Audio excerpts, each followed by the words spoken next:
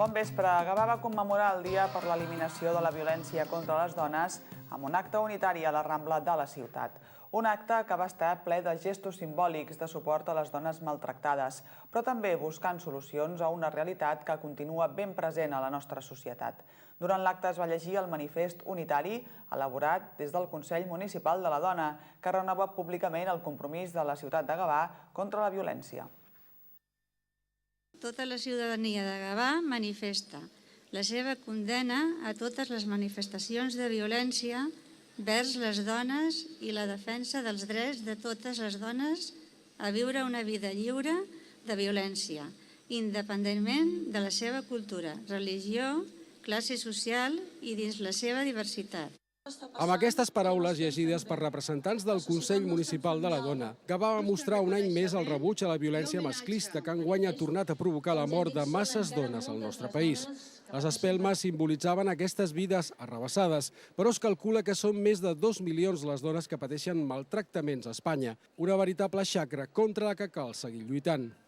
Actes com aquest, com vostè diu, malauradament continuen sent necessaris i en aquest sentit la ciutat demostra la seva solidaritat i el seu compromís i la seva vinculació per treballar perquè demà això no calgui. Fem un record, per una banda, fer un record d'aquestes dones víctimes de que ha servit per alguna cosa, s'han mort, però la seva mort no es quedarà silenciada, sinó es lluitarà per intentar que no hi hagi més.